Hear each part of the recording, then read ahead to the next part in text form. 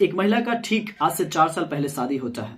इन 4 साल में उस महिला का एक बच्चा भी होता है और ये 3 सदस्य वाला परिवार बड़े ही खुशहाली से अपनी जिंदगी को व्यतीत कर रहे होते हैं कि अचानक 4 साल बाद उस महिला का पति हमेशा के लिए इस दुनिया को छोड़ के चला जाता है, क्योंकि किसी ने उसके पति की बड़े ही बेरहमी से हत्या कर दी थी। जब इस बात की खबर उस महिला को पड़ती है तो महिला दहाड़े मारकर रोने लगती है और वो जो गांव के निवासी होते हैं जब इस महिला को रोते हुए देखते हैं, जब उसके बच्चे को देखते हैं तो उनके भी आंखों में आंसू आ जाते हैं और वो सोचते हैं कि इनका भविष्य का क्या होगा, अब इनको कौन देखेगा। इस केस की छानबीन पुलिस करती है और बड़ी ही जल्दी इस केस का खुलासा भी कर देती है। लेकिन जब पुलिस इस केस की खुलासा करती है, जब ये बातें गांव वालों को पता चलता है तो गांव वाले भी सोचने पे मजबूर हो जाते हैं। उनको अपने कानों पे यकीन नहीं होता। वाकई में दोस्तों, आज की जो कहानी है, इस कहानी को सुनने के बाद आप भी हैरान व परेशान हो जाएंगे। नमस्कार दोस्तों, मैं हूं राज और आप देख रहे हैं क्राइम दुनिया की। आज की जो सच्ची घटना मैं आपको सुनाने वाला हूं, यह सच्ची घटना है बिहार के राजधानी पटना की। बिहार की राजधानी पटना में एक थाना पड़ता है जिसका नाम है दीदारगंज, और इसी दीदारगंज में एक गांव पड़ता है जिसका नाम है फतेहपुर। बात कर रहा हूं मैं 7 फरवरी 2022 के सुबह के आसपास। एक व्यक्ति इसी गांव का निवासी होता है जो काम करने जा रहा होता है। तब तक उसकी निगाहें एक डेड बॉडी पे पड़ती है, एक लाश पे पड़ती है। वो करीब आकर देखता है तो डर जाता है और वहां से भागे दौड़े गांव में आता है। गांव में इसका सूचना देता है। जब गांववासी इस बात को सुनते हैं तो वो भी दौड़े भागे उस बॉडी के पास पहुंचते हैं, उस लाश के पास पहुंचते हैं। थोड़ी ही देर में पूरे गांव के निवासी आ जाते हैं, भीड़ उमड़ जाती है और उसी में से कोई व्यक्ति पुलिस को भी इन्फॉर्म कर देता है, दीदारगंज थाना पे इन्फॉर्म करता है। पुलिस भी वहां पे पहुंचती है, मौके वारदात पे पहुंचती है और उस बॉडी को हिरासत में लेती है और जो निवासी होते हैं, वहां पे जो भी लोग मौजूद होते हैं, उनसे पूछताछ करना शुरू कर देती है। लेकिन वहां के जो ग्रामीण होते हैं वो पहचानने से इनकार कर देते हैं। वो कहते हैं कि ये जो बॉडी है मेरे गांव की नहीं है, ये हमारे गांव का व्यक्ति नहीं है। पुलिस उस डेड बॉडी को लेकर पुलिस स्टेशन पहुंचती है और वहां जाने के बाद पोस्टमार्टम के लिए भेज देती है। वो काफी कोशिश करती है लेकिन कोई पहचान नहीं कर पा रहा था। बाद में पुलिस उस डेड बॉडी को शिनाख्त करने के लिए सबके पास फोटो भेजती है, गांववासियों को बताती है और अखबार में भी छाप देती है। तभी एक व्यक्ति वहां आता है, उस दीदार थाना में पहुंचता है और उस बॉडी को देखकर दहाड़े मारकर रोने लगता है। पुलिस उसको पास बैठाती है और उससे पूछताछ करना शुरू कर देती है। तो ये कहता है कि साहब, ये कोई और नहीं बल्कि मेरा बड़ा भाई सूरज है और इसकी उम्र 26 साल की है।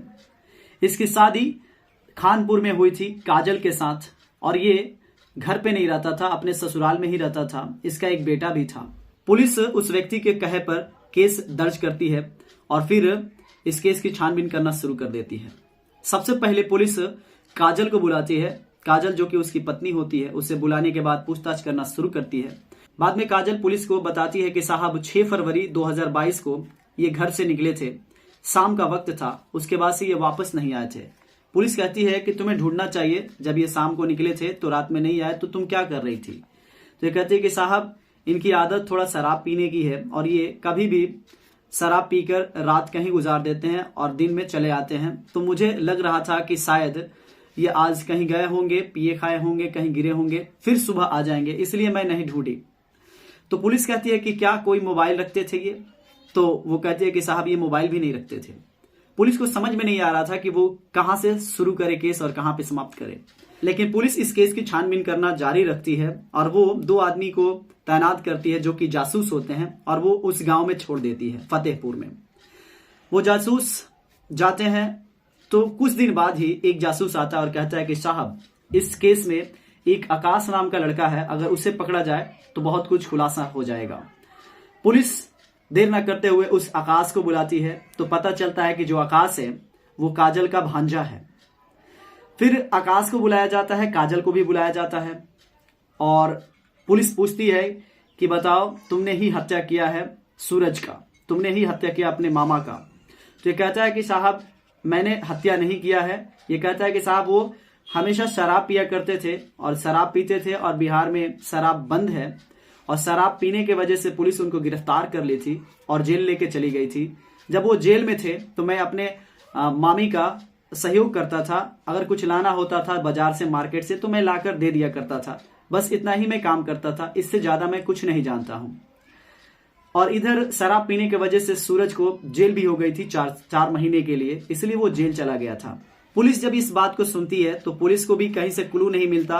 उन्हें लगता है कि आकाश निर्दोष है।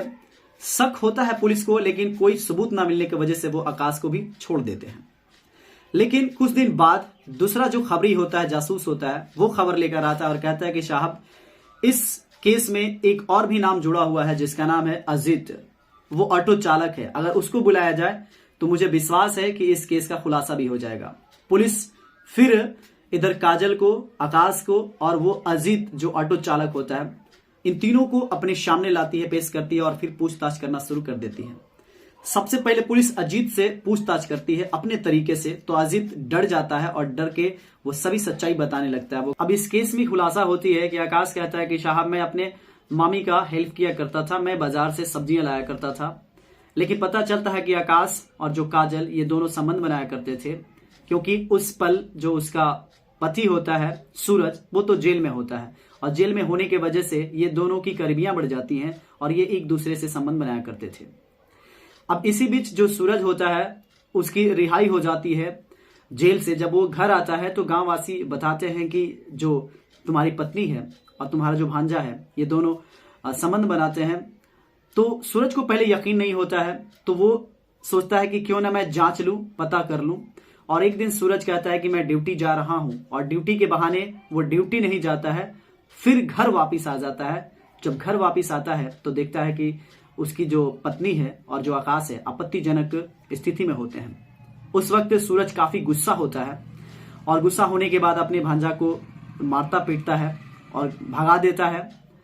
और उस दिन से वो हमेशा अपने पत्नी पे गुस्सा रहता है, अपने भांजे पे गुस्सा रहता है। लेकिन यहाँ पे जो काजल होती है, ये तो उसके साथ संबंध बनाती थी, इसलिए ये गुस्सा नहीं थी आकाश पे। और इसी तरह से दिन बीतने लगते हैं। अब ये दोनों मिल नहीं पा रहे थे, आकाश और काजल, जिसके वजह से इन दोनों में थोड़ा तनाव होने लगा था। अब इसी में आकाश काजल से मिल नहीं पाता था, तो वो कहता है कि मैं तुमसे शादी करना चाहता हूं। अब काजल कहती है कि तुम शादी कैसे कर सकते हो, अभी तो मेरा पति है, अगर उसका कोई उपाय लगाओ तब तुम शादी कर सकते हो। अब जैसे ही ये बात काजल कहती है आकाश से, तो आकाश का भी दिमाग खटक उठता है। वो भी कहता है कि ठीक है, मैं कुछ उपाय लगाता हूं। और एक दिन ये षड्यंत्र के तहत, वो तारीख होता है 6 फरवरी 2022 के शाम।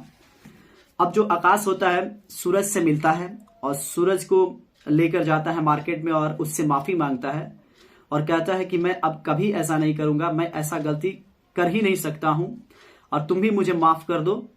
तो सूरज जो होता है मान जाता है और कहता है कि ठीक है, मैं तुम्हें माफ करता हूं और तुम ऐसा कभी नहीं करोगे। इसीलिए तो आकाश से वो कहता है कि जब ये सारी बातें हो गई तो एक पार्टी हो जाए, चलो आज हम लोग पार्टी मनाते हैं, क्योंकि अब से हम लोग एक हो गए हैं। और आकाश सूरज को लेकर जाता है मार्केट में और आकाश का दोस्त जिसका नाम होता है अजीत ऑटो चालक, ये भी जाता है साथ में। ये तीनों बैठते हैं, शराब पीते हैं। जैसे ही शराब की बात आती है तो सूरज जल्दी से मान जाता है, वो कहता है चलो पार्टी मनाते हैं और शराब वो पीने लगता है। अब ये दोनों मिलकर, यानी कि अजीत और आकाश दोनों मिलकर सूरज को बहुत शराब पिलाते हैं, बहुत ज्यादा मात्रा में। जब वो शराब पी लेता है तब यहाँ पे जो आकाश होता है एक तेज धार हथियार को लेता है, वस्तु को लेता है और उस पर चला देता है और उसे मौत के घाट उतार देता है। जब सूरज की डेथ हो जाती है, वो डेड बॉडी को वो दूसरी जगह पे ले जाकर छोड़ देते हैं और वहां से चले जाते हैं।